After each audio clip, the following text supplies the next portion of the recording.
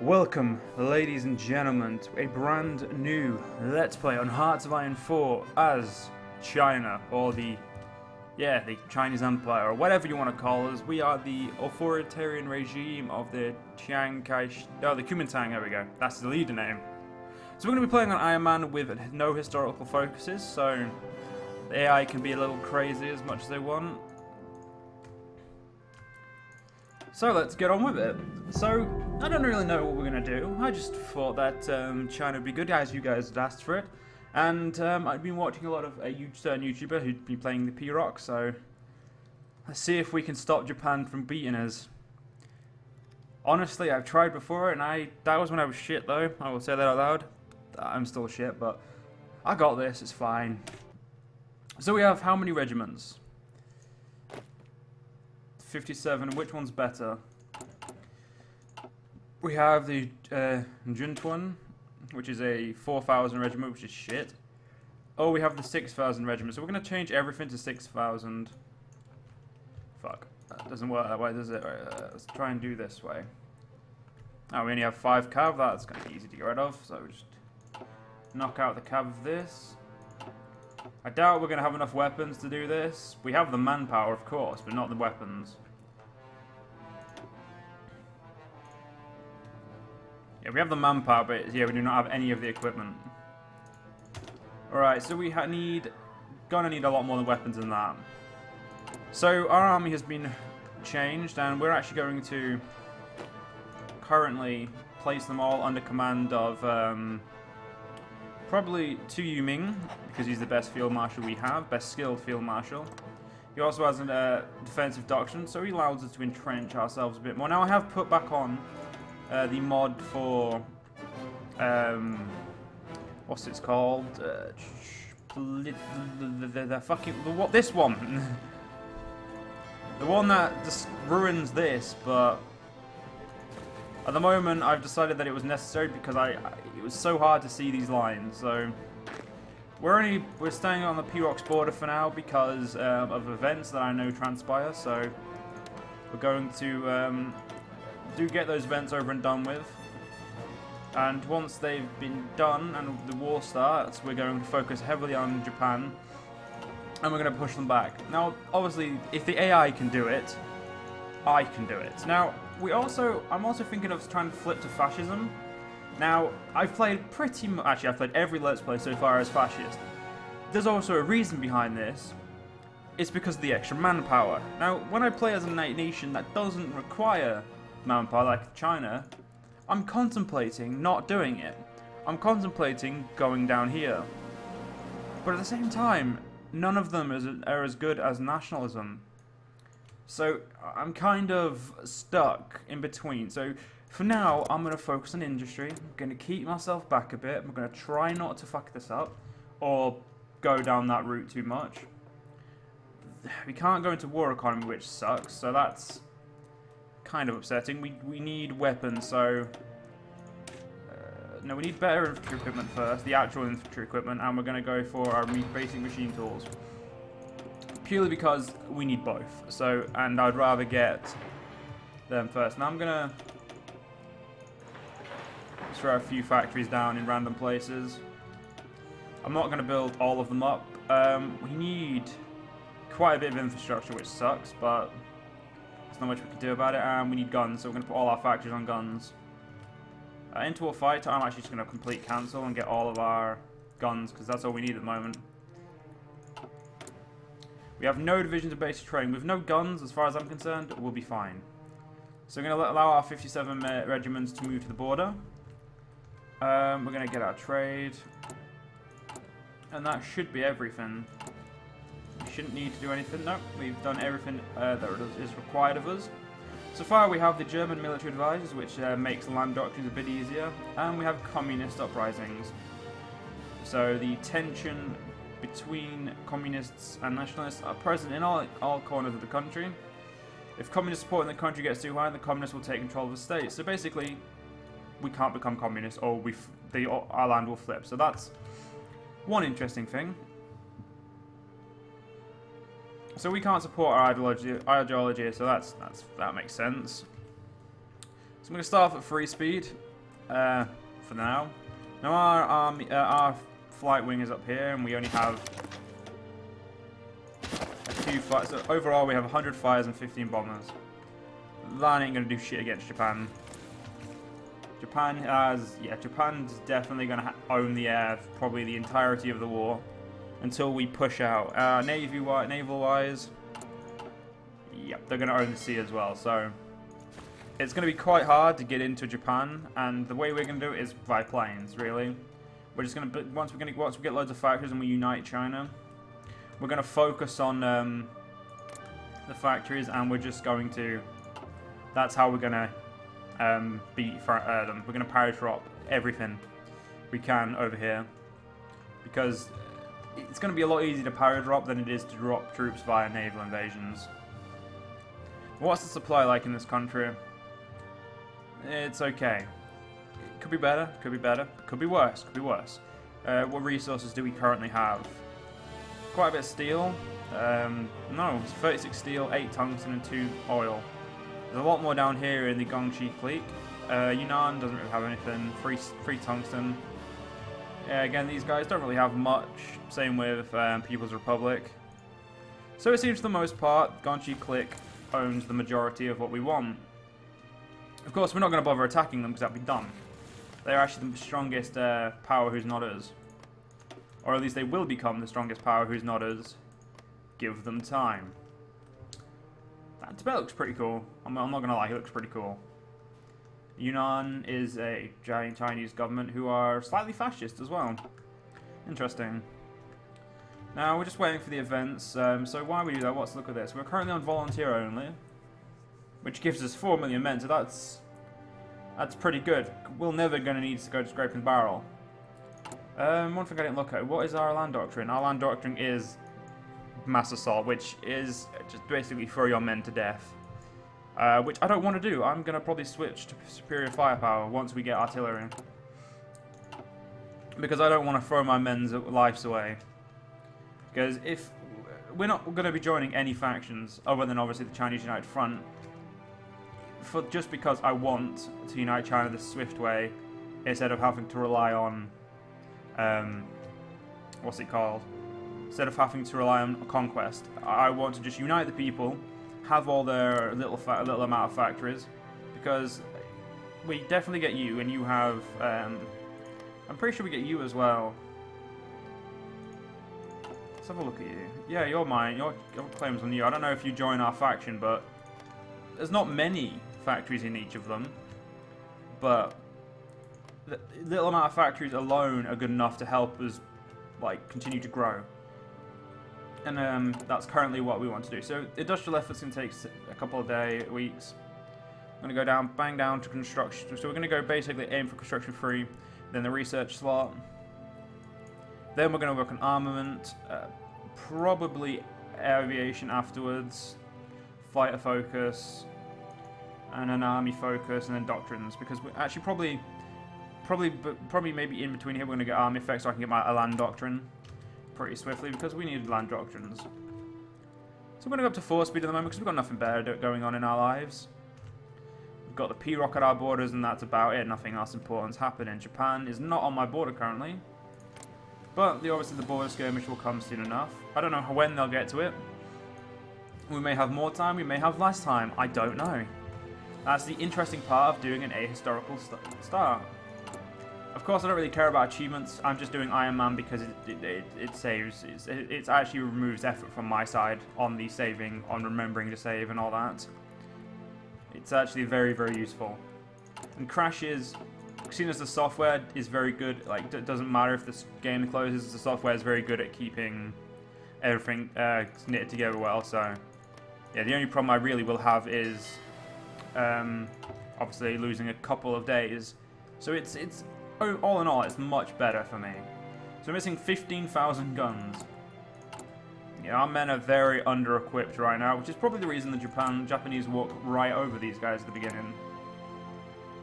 And I think I might go for armament focus first, just so I can max out my production of guns. It's not something I normally do. I normally focus on building civ factories first, but maybe the armament, just so I can have some power or guns to produce a couple hundred guns a day, so we can fight this border threat more effectively. My men should be training, and as much as I don't want to, basically select all. And we're going to deselect everyone who should be training.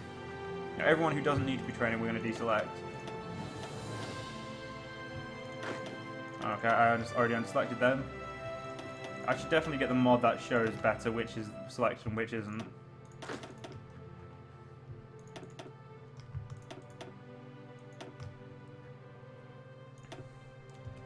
You guys are going to train. I don't care where you stand, but I'm actually not. Fuck it. We'll put them. We'll just put them there for now to train. Put you under. So they're going to go train at the lack of expense of the amount of equipment we're going to lose, which is. I mean, I'd rather have better soldiers than be fighting with green and trained soldiers. Having regulars will do us a lot of good. But we won't have guns. That's the downside of that. So if we go armament first, it will at least pay for me training, at least somewhat. Industrial effort is done. Which gives us research for tech. Yeah, we're going to go straight for... Actually, we could get army and have the land doctrine ready for next tech, so... Well, actually, we're not going to be having... May as well keep ground battle plan until we actually get artillery. So, you know what? We're going to focus on this for now. So, how are you doing? You're losing guns. I'm still making guns, so it seems we're making more guns than we're losing. The only problem about this is having to check this so often to remember to put them back in the other army. It's the only problem I have with this. We're producing light cruisers. I don't know why. I mean, it'd probably be better to produce subs. Oh, we don't have subs.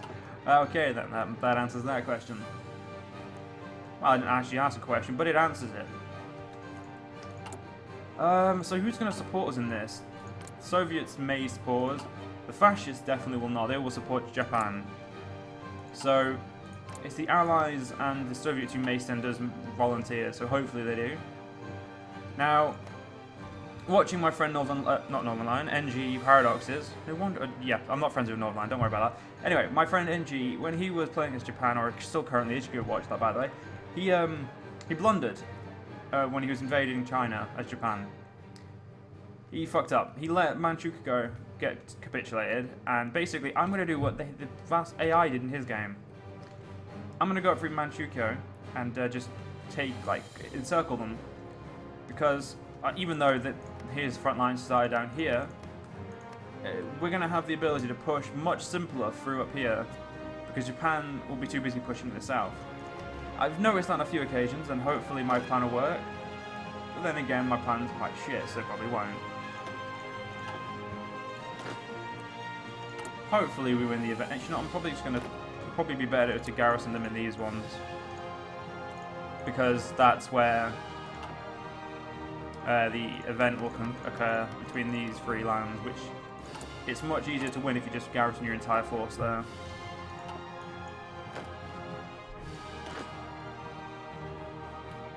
I don't believe they train while being moved, which would make sense if I'm honest, but we'll see.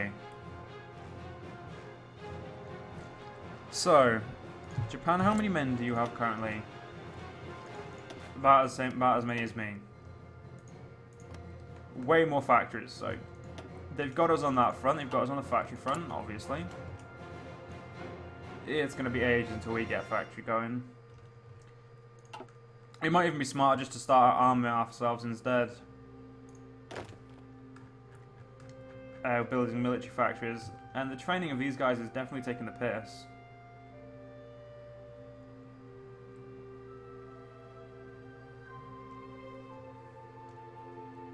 Yeah, these guys are going to take a while to train. We still seem to be catching up on equipment though, so I'm not going to complain. Japan, what are you currently doing? Army primacy. So you've done that one and that. Well, hopefully they leave us alone for a while.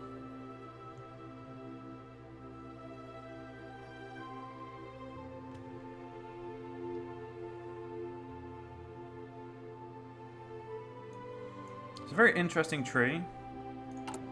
It's very interesting. We've got loads of ways to go that hopefully don't fuck with us to begin with. But as it's a non-AI focus, they actually may leave us alone for a while. I doubt it. I'm expecting a war in just before 37. I believe the historical war was 38, or was it 37? I cannot remember when the actual Chinese border war, the Marco Polo Bridge incident was. I can't click on his stuff, so I can't see when the what the events read. So no, none of them are trained enough. Well, that's fine. Haven't got the events with the People's Republic yet. So that's good. It's much good. It's much better than having them because they're effort, and you lose political influence and stuff. So there's a lot of stuff you have to pay for them. We're gonna go get some more factories, produce even more guns. So the estimate is 121 guns a day, 122 guns a day, because that's just gonna be good for us. With this extra 5%, it'll be even more. We're definitely gonna get some more factories. I'm gonna get some support equipment. I'm gonna try and prepare myself for war while trying to build up the industry. And because of the fact that we only have 2 slots, we have to go down here to get our 3rd one, which will take even longer. Which means you actually have to choose which way we're gonna go. And honestly, I really don't know. I don't want the neutrality. I don't want that. I think I'm gonna have to go nationalist because it gives me military power, and it gives me what I want. It's the military stuff. I think I'm gonna be smart and I'm gonna go straight for some people, my armies stuff. We're gonna get some extra organization instead. I think that I'm going to have to play this very different way I would normally play. I'm going to have to put my focus on my military a lot sooner than my tech. Due to the fact that we have the Japanese on our front.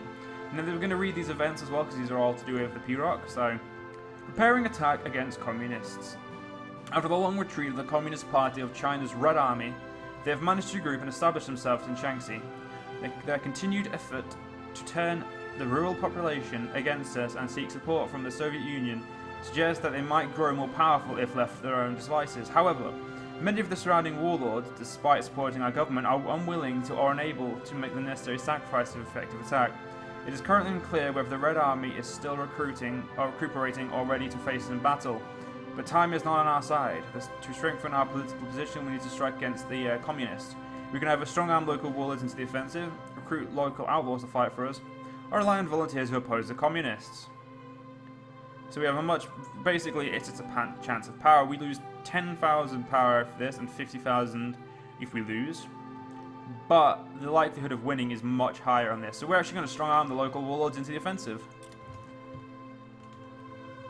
It hits us a lot harder if we lose.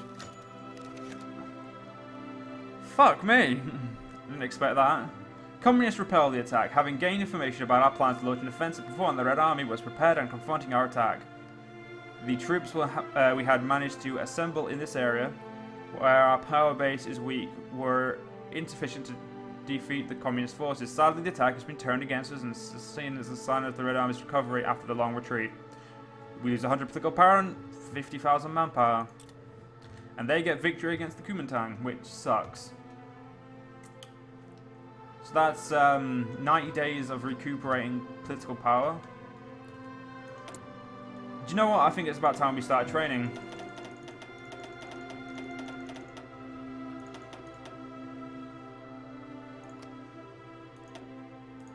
Put you all into that army. Just before we finish this part, I'm gonna have to change these over. Better guns.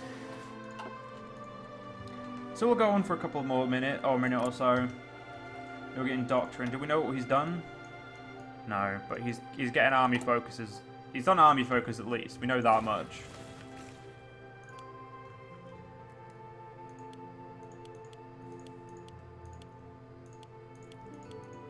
Good. No one has joined the Axis yet, but the major countries that currently are these guys. That makes sense. None of them really like us. Yay! Oh, you bastards. I don't know why you don't like me, I'm amazing. We need 21,000 guns. Is that an upgrade? No, that's need. Clash with the communist guerrillas. Now this will be the last event we do before we end the part. With both us and the Chinese Red Army barely having recovered from our previous offensive, our mutual troop presence close to the border has reignited the conflict. In addition to the local warlords and militias, we have considered moving in more troops from elsewhere. Although this may not give us opportunity to crush the communist menace once and for all, it would be an important ideological victory to show that we will not allow they will not be allowed to expand further. We must draw the line, or we can't afford a confrontation. We must draw the fucking line. Now this, just before we end the part, basically we just need to have mass military strength in all these areas, and we already have enough power to win near enough. We should have.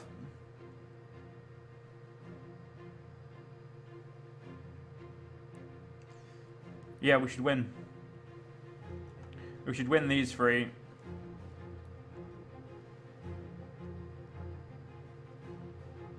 Yeah, we should win. So we'll see what happens in the next part. I hope you guys have enjoyed, and I'll see you guys next part. See you guys then.